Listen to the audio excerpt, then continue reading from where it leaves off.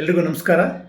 ಯೋಗೀಶಪ್ಪ ಜಯ್ಯ, ಮಾಜಿ ಅಧಿಕಾರಿ, ತೋಟಗಾರಿಕೆ ಇಲಾಖೆ, ಕರ್ನಾಟಕ ಸರ್ಕಾರ, ರಾಷ್ಟ್ರ ಮತ್ತು ರಾಜ್ಯ ಮಟ್ಟದ ಸಂಪನ್ಮೂಲ ವ್ಯಕ್ತಿ, ತರಬೇತುದಾರ ಹಾಗೂ ಸಲಹೆಗಾರ ಹಾಗೂ ಕರ್ನಾಟಕದಲ್ಲಿ ಕನ್ನಡದಲ್ಲೇ ಮಾತನಾಡುವ ಅಗ್ರ ಪ್ರೇರಕ ಭಾಷಣಕಾರರಲ್ಲಿ ನಾನು ಸಹ ಒಬ್ಬ. ಈಗಾಗಲೇ ನನ್ನ ಪ್ರೇರಣಾ ಸರಣಿಯನ್ನು ಪ್ರಾರಂಭ ಮಾಡಿದ್ದೀನಿ. ಭಾಗ 1, ಭಾಗ 2, ಭಾಗ 3 ಮತ್ತು ಭಾಗ 4 ಈಗಾಗಲೇ ನಿಮ್ಮ ಜೊತೆ ಹಂಚ್ಕೊಂಡಿದ್ದೇನೆ.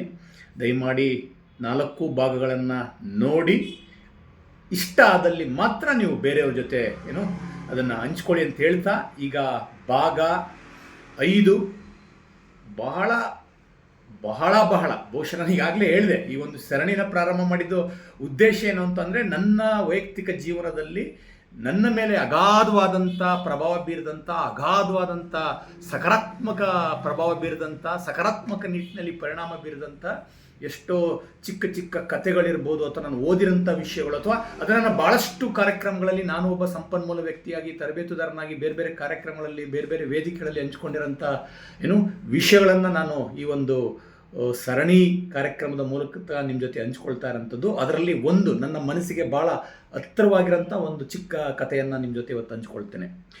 ಯಾವುದೋ ಒಬ್ಬ ಚಿಕ್ಕ ಹುಡುಗ ಅಥವಾ ಒಬ್ಬ ಬಾಲಕ ಹೀಗೆ ಯಾವುದೋ ಪ್ರಾಣಿ ಸಂಗ್ರಹಾಲಯಕ್ಕೆ ಹೋಗಿದ್ದಂತೆ. ಪಾಪು ಆ ಮಗು ಇರ್ಬೋದು. ಆ ಪ್ರಾಣಿ ಸಂಗ್ರಹಾಲಯಕ್ಕೆ ಹೋಗಿ ಎಲ್ಲ ನಿಮಗೂ ಗೊತ್ತಿದೆ, ಪ್ರಾಣಿ ಸಂಗ್ರಹಾಲಯದಲ್ಲಿ ಎಲ್ಲ ವಿವಿಧ ರೀತಿಯ ಪ್ರಾಣಿ ಪಕ್ಷಿಗಳನ್ನ ಇಟ್ಟಿರ್ತಾರೆ. ಕೆಲವು ಪಂಜರದಲ್ಲಿ ಇಟ್ಟಿರ್ತಾರೆ, ಕೆಲವುಗಳನ್ನು ಹಾಗೆ ಮುಕ್ತವಾಗಿ ಅದರ ಸುತ್ತ ಬೇಲಿ ಹಾಕಿ ಅದು ಮುಕ್ತವಾಗಿ ಓಡಾಡಲಿಕ್ಕೆ ಅವಕಾಶ ಮಾಡಿಕೊಟ್ಟಿರ್ತಾರೆ.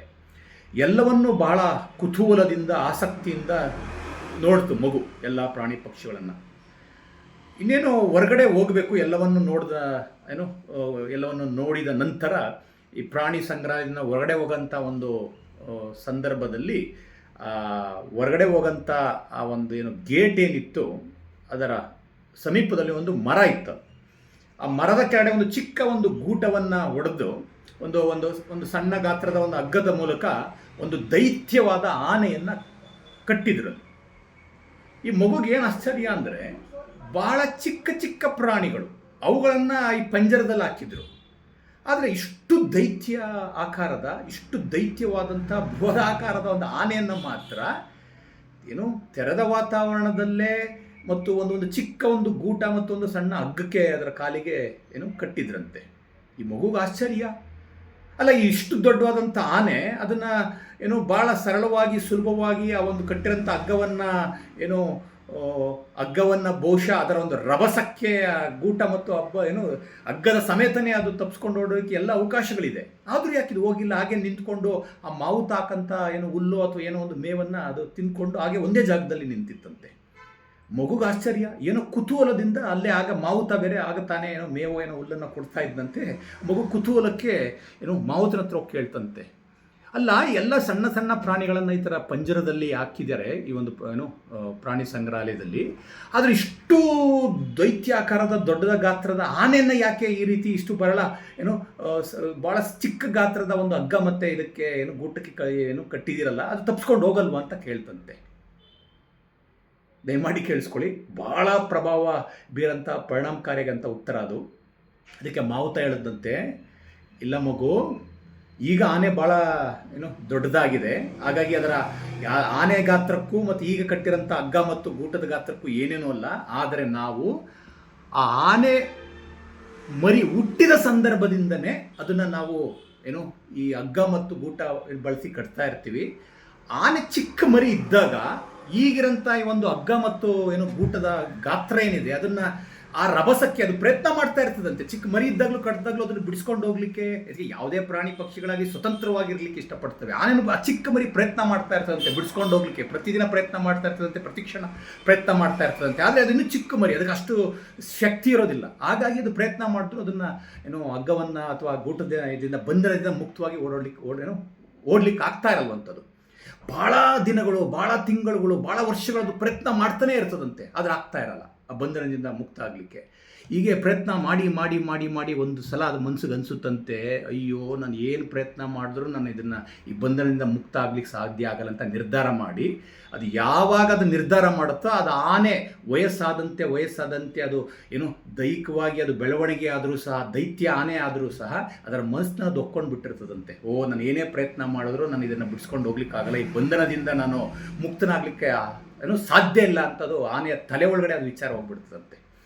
ಹಾಗಾಗಿ ಆನೆ, ನಮಗೂ ಗೊತ್ತಿದೆ ಆನೆ ಇರೋಂಥ ಗಾತ್ರಕ್ಕೂ ಅವರು ಕಟ್ಟಂಥ ಹಗ್ಗದ ಗಾತ್ರಕ್ಕೂ ಮತ್ತು ಗೂಟದ ಗಾತ್ರಕ್ಕೂ ಎಲ್ಲಿ ಸಂಬಂಧ. ನಾವೇ ಎಷ್ಟೋ ಜಾತ್ರೆಗಳಲ್ಲಿ ದೇವಸ್ಥಾನದ ಸಂದರ್ಭಗಳಲ್ಲಿ ನೋಡಿರ್ತೀವಿ, ಆನೆ ಮನಸ್ಸು ಮಾಡಿದ್ರೆ ಅದನ್ನು ಬಿಡಿಸ್ಕೊಂಡು ಹೋಗ್ಲಿಕ್ಕೆ ಅಡ್ಡಾದಿಡ್ಡಿಯಾಗಿ ಓಡಾಡಲಿಕ್ಕೆ ಏನೋ ಅದಕ್ಕೆ ಕಷ್ಟ ಸಾಧ್ಯ ಇಲ್ಲ. ಆದರೆ ಇಲ್ಲಿ ಮುಖ್ಯವಾಗಿ ಇದರ್ಥ ಮುಖ್ಯವಾಗಿ ಸಮಸ್ಯೆ ಇರೋಂಥದ್ದು ಆ ಹಗ್ಗದ ಗಾತ್ರ ಮತ್ತು ಗೂಟದ ಗಾತ್ರ ಅಲ್ಲ, ಆನೆಯ ತಲೆ ಒಳಗಡೆ ಹೋಗಿರೋಂಥ ಆಲೋಚನೆ, ನನ್ನ ಕೈಲಿ ಆಗಲ್ಲ, ನಾನು ಯಾವುದೇ ಕಾರಣಕ್ಕೂ ನಾನು ಬಂಧ ಮುಕ್ತ ಆಗೋಕ್ಕಾಗಲ್ಲ ಅಂತ ಆನೆಯ ಒಳಗಡೆ ಹೋಗಿರ್ತಲ್ಲ ಪ್ರಯತ್ನ ಮಾಡಿ ಮಾಡಿ ಮಾಡಿ ಮಾಡಿ ಮಾಡಿ. ಹಾಗಾಗಿ ಸಾರಾಂಶ ತಾತ್ಪರ್ಯ ಇಷ್ಟೇ, ನಾವೆಲ್ಲ ಪ್ರಯತ್ನ ಮಾಡಿರ್ತೀವಿ ಜೀವನದಲ್ಲಿ, ಏನಾರು ಸಾಧನೆ ಮಾಡಬೇಕು, ಏನಾರು ಒಂದು ಸಾಧಿಸಬೇಕು, ಒಂದು ಹಂತಕ್ಕೆ ಹೋಗ್ಬೇಕಂತ ಪ್ರಯತ್ನ ಮಾಡಿರ್ತೀವಿ, ಹಿಂದೆ ಭಾಳ ವರ್ಷಗಳು ಪ್ರಯತ್ನ ಮಾಡಿರ್ತೀವಿ, ಇಲ್ಲ ಅಂತಲ್ಲ.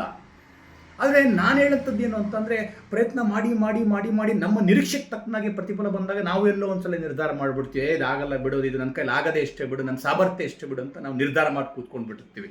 ಹಾಗಾಗಿ ಈ ಒಂದು ಇದರ ಮೂಲಕ ಈ ಒಂದು ಕಾರ್ಯಕ್ರಮದ ಮೂಲಕ ನನ್ನ ಸಂದೇಶ ಭಾಳ ಸ್ಪಷ್ಟ. ಹಿಂದೆ ಪ್ರಯತ್ನ ಮಾಡಿದೀವಿ, ಆಗಿರಲಿಕ್ಕಿಲ್ಲ, ಬಹುಶಃ ಆಗಿದ್ದಂಥ ನಮ್ಮ ದೃಷ್ಟಿಕೋನ, ಆಗಿದ್ದಂಥ ನಮ್ಮ ಮನೋಭಾವನೆ ಇರ್ಬೋದು, ಆಗಿದ್ದಂಥ ನಮ್ಮ ಸಾಮರ್ಥ್ಯ ಆಗಿರ್ಬೋದು, ಅಥವಾ ಆಗಿದ್ದಂಥ ನಮ್ಮ ಅನುಭವ ಬಹುಶಃ ಆ ಸಂದರ್ಭದಲ್ಲಿ ಆಗಿರಲಿಲ್ವೇನೋ. ಆದರೆ ಇವಾಗ ನಮ್ಗೆ ಅನುಭವ ಹೆಚ್ಚು ಬಂದಿದೆ, ಸಾಮರ್ಥ್ಯ ಬಂದಿದೆ, ಶಕ್ತಿ ಇದೆ. ಹಾಗಾಗಿ ಬೇರೆ ದೃಷ್ಟಿಕೋನದಿಂದ, ಹೊಸ ಮನೋಭಾವನೆಯಿಂದ ಪ್ರಯತ್ನ ಮಾಡೋಣ. ಹಾಗಾಗಿ ಆನೆಯ ಗಾತ್ರಕ್ಕೆ ಹಗ್ಗ ಮತ್ತು ಗೂಟ ಅದು ಏನೇನೋ ಅಲ್ಲ, ಅದು ಸ್ವತಂತ್ರವಾಗಿ ಅದನ್ನು ನಿರ್ಧಾರ ಮಾಡಿದ್ರೆ, ಮನಸ್ಸು ಮಾಡಿದ್ರೆ ಹೇಗೆ ಬಂಧ ಮುಕ್ತ ಆಗ್ಬೋದು, ನಾವು ಸಹ ಅಷ್ಟೇ. ಯಾವುದೋ ಒಂದು ಚಿಕ್ಕ ಹಗ್ಗ ಮತ್ತು ಗೂಟಕ್ಕೆ ನಮ್ಮನ್ನು ಕಟ್ಟಿದಂಗೆ ಬಂಧನ ಆದಂಗೆ ಆಗಿದ್ದೀವಿ. ಪ್ರಯತ್ನ ಮಾಡೋಣ, ಜಗ್ಗು ಎಳೆದ್ರೆ ಬಹುಶಃ ನಾವು ಸಹ ಮುಕ್ತರಾಗಿ, ಸ್ವತಂತ್ರವಾಗಿ, ಸ್ವೇಚ್ಛೆ ಅಂದರೆ ನಾನು ಬೇರೆ ಅರ್ಥದಲ್ಲಿ ಹೇಳ್ತಾ ಇಲ್ಲ, ಅಂದರೆ ನಮ್ಮ ಮನಸ್ಸಿಗೆ ಯಾವುದು ಇಷ್ಟ ಆಗುತ್ತೋ, ನಮ್ಮ ಸಾಮರ್ಥ್ಯವನ್ನು ಹೊರತೆಗಿಲಿಕ್ಕೆ ಎಂಥ ಅವಕಾಶಗಳಿದೆ ಅದನ್ನೆಲ್ಲ ಅವಕಾಶಗಳನ್ನು ನಾವು ಬಳಸ್ಕೊಳ್ಬೋದು. ನಾವು ಸಹ ಮುಕ್ತವಾಗಿ ನಮ್ಮ ಕನಸುಗಳನ್ನು ಈಡೇರಿಸ್ಕೊಳ್ಬೋದು ಅಂತ ಹೇಳ್ತಾ ತಮ್ಮೆಲ್ಲರಿಗೂ ನಮಸ್ಕಾರಗಳನ್ನ ತಿಳಿಸ್ತಾ ಭಾಗ 5 ಇಲ್ಲಿಗೆ ಮುಗಿಸ್ತಾ ಇದ್ದೀನಿ. ನಮಸ್ಕಾರ.